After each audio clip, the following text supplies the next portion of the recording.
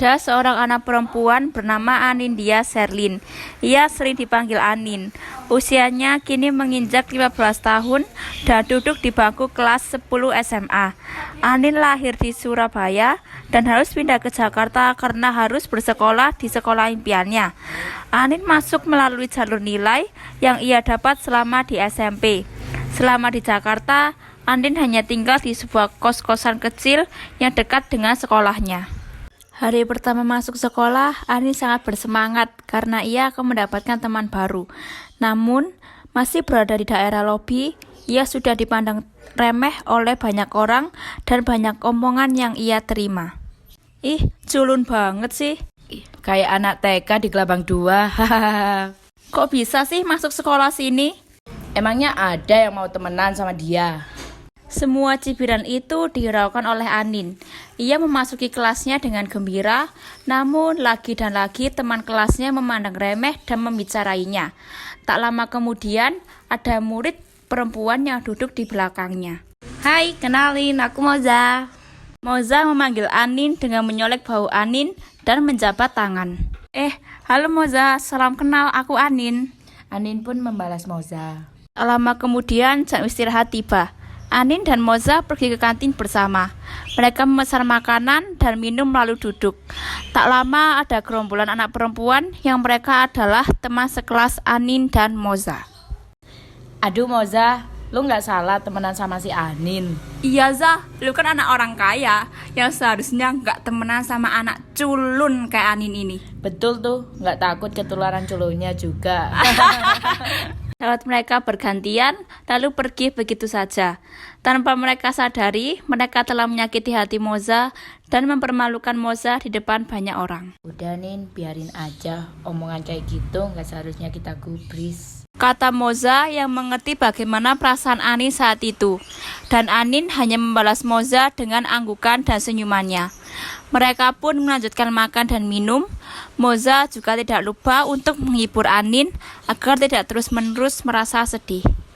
Setelah menghabiskan makanan, mereka mengelilingi sekolah bersama. Gak nyangka aku Zah bisa sekolah di sekolahan semewah ini.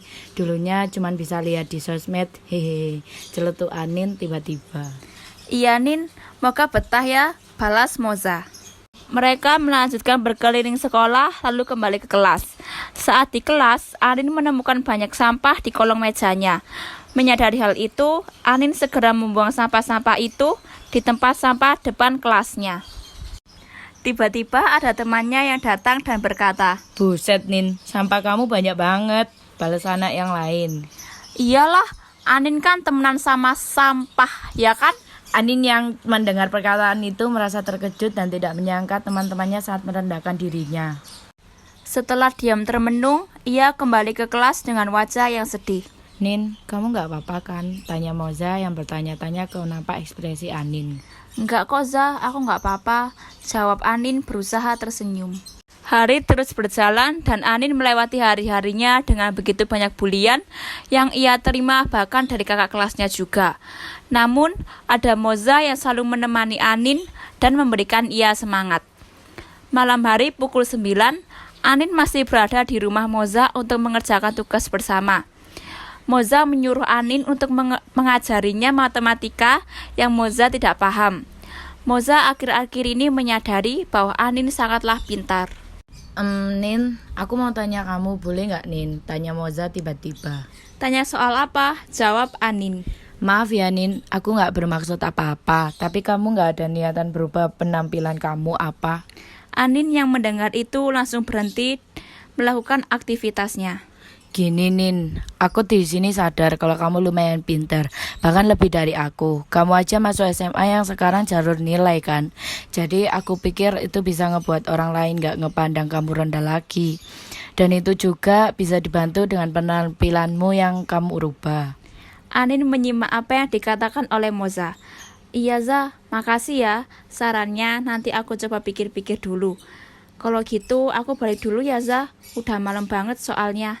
Iya Nin, semangat ya. Anin bergegas merapikan barang-barangnya dan segera pulang.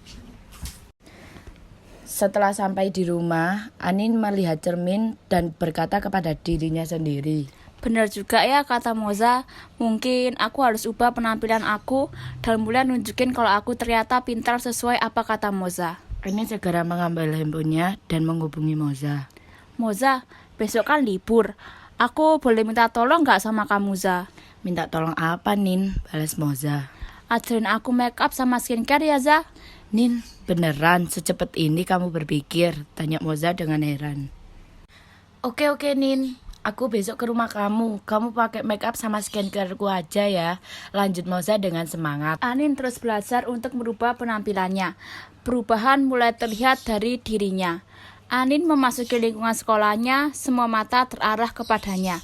Anin memasuki kelasnya dengan rasa gembira dan senang.